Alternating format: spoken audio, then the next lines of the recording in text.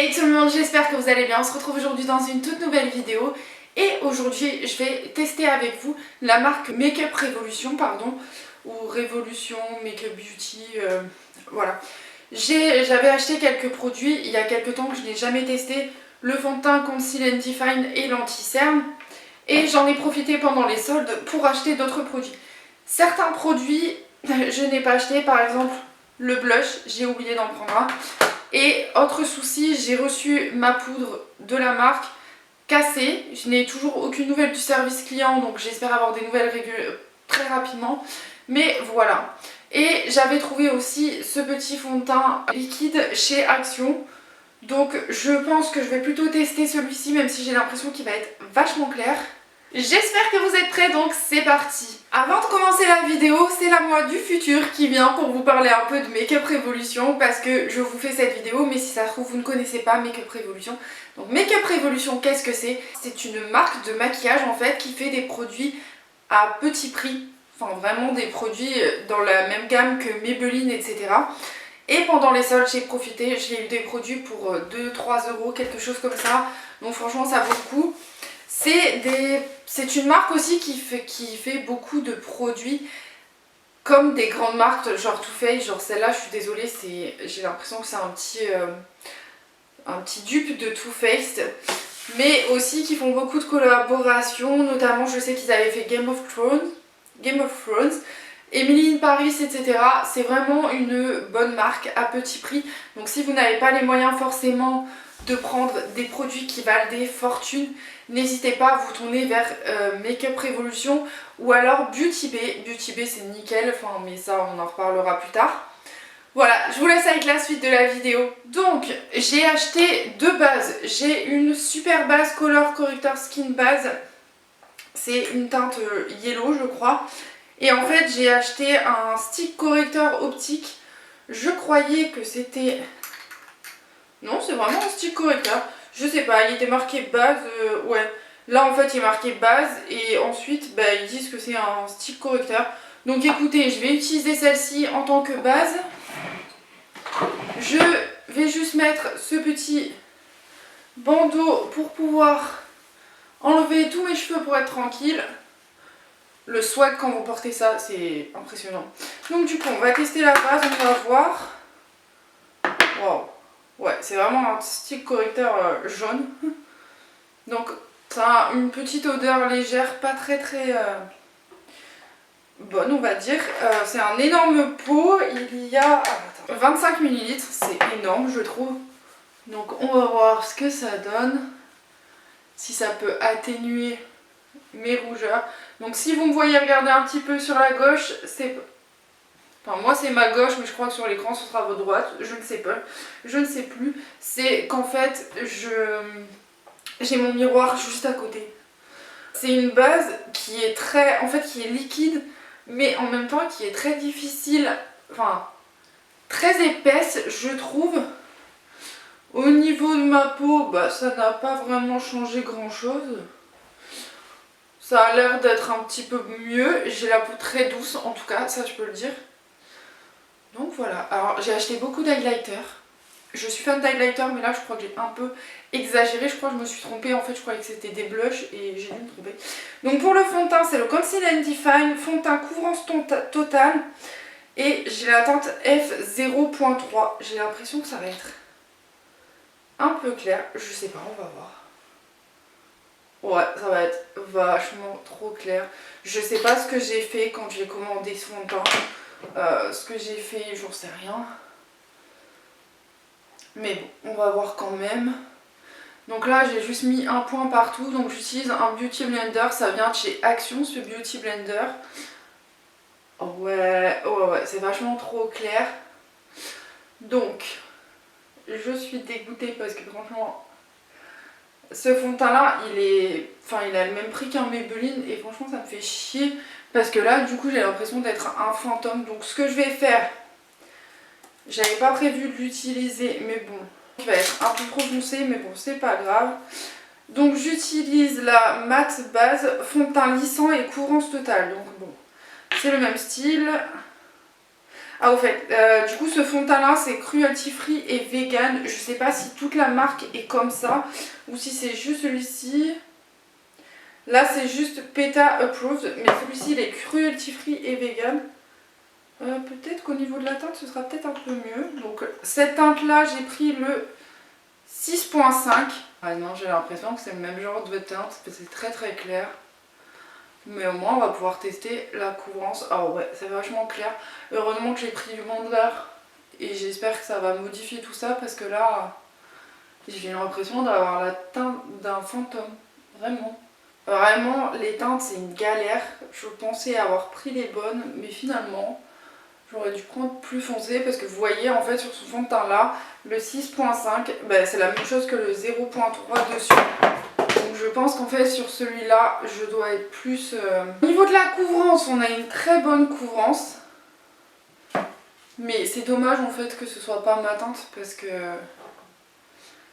là en fait c'est vachement très clair. C'est très très clair. Vachement clair. Pour l'anti-cerne, j'ai le C 0.5. J'aurais dû regarder mieux les teintes avant. Tant pis.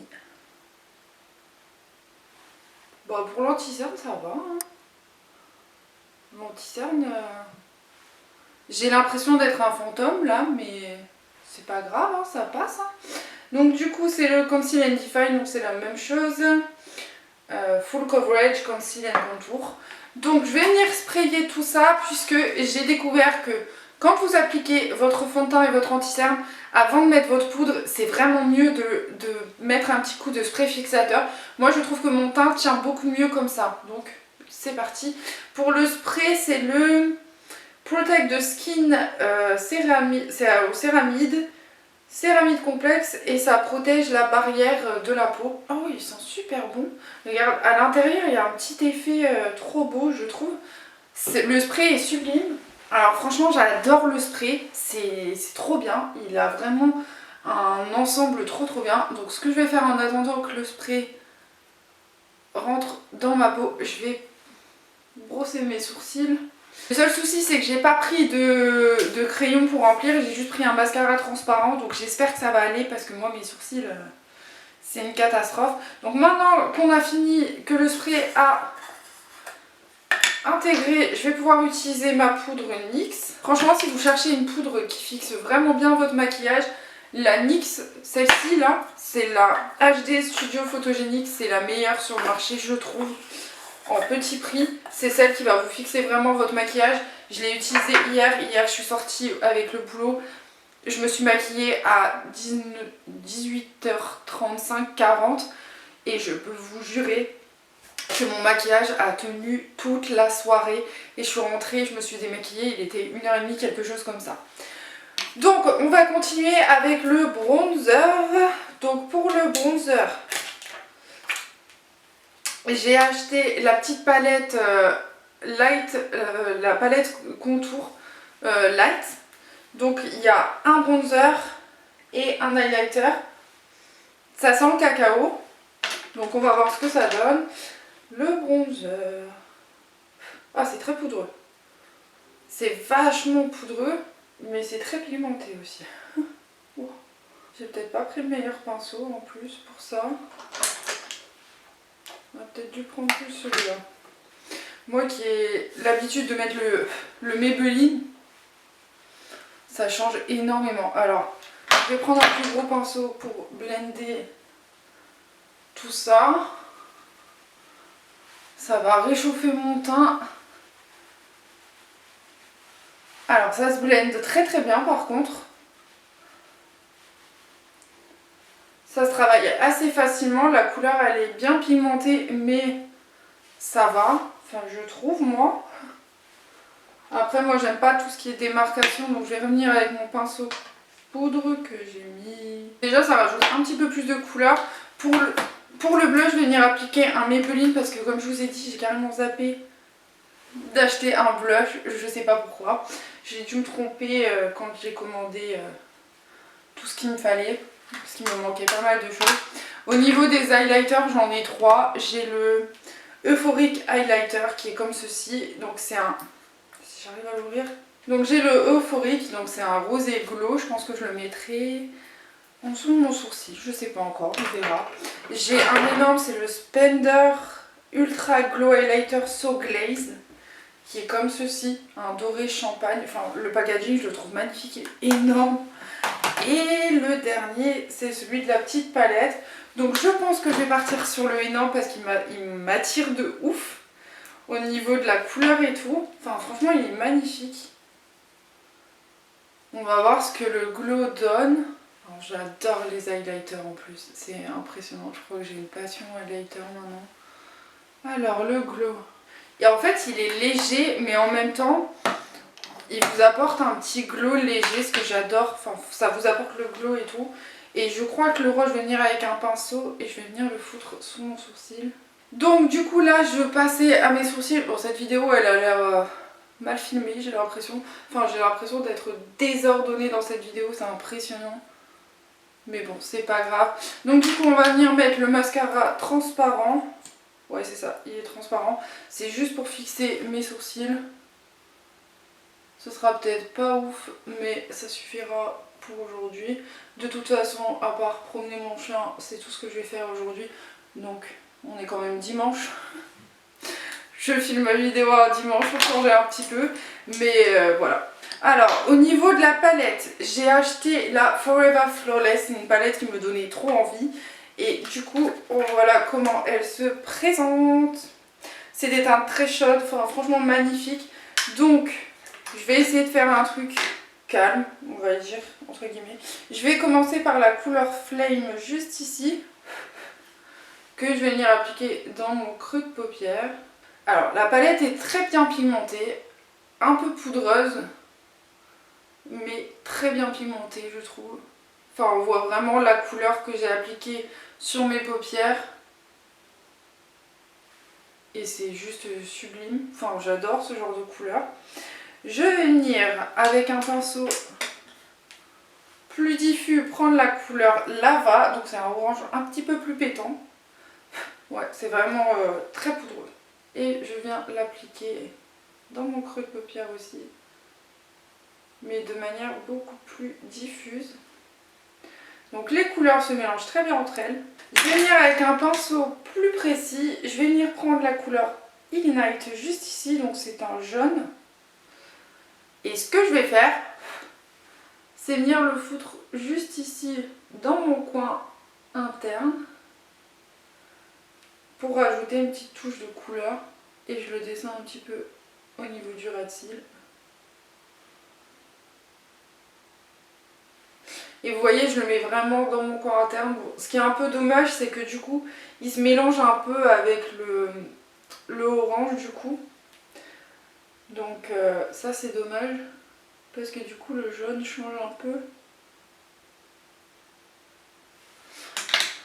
Voilà, je vais venir à prendre la couleur... J'hésite entre Phoenix et Freelight, mais je vais prendre la Phoenix parce que c'est celle qui me donne le plus envie. Et la Phoenix, je vais venir l'appliquer sur le reste de ma paupière mobile. Elle est jolie. Elle est jolie cette couleur. Je vais prendre un pinceau estompeur et je vais bien estomper les couleurs du dessus. J'ai l'impression d'avoir fait un make-up plus d'été qu'autre chose, mais bon. Je vais prendre un petit pinceau précis, je vais prendre le Red Dot. Donc c'est un beau rouge. Et je vais tenter de faire un liner où je reste vraiment au plus près de mes cils. Alors la couleur elle est sublime, mais du coup elle ressort beaucoup moins sur la couleur pailletée, c'est pas grave. Voilà. Je vais reprendre la couleur Flame, c'était le premier que j'ai appliqué. Je vais venir le mettre en ras de cils. Je vais m'arrêter là parce que je trouve que ça fait bien comme ça. Je vais prendre le mascara, donc j'ai pris le Waterproof Revolution. Donc on va voir ce que ça donne. Alors la brosse elle est un peu particulière, je vais vous montrer, j'enlève juste l'excédent.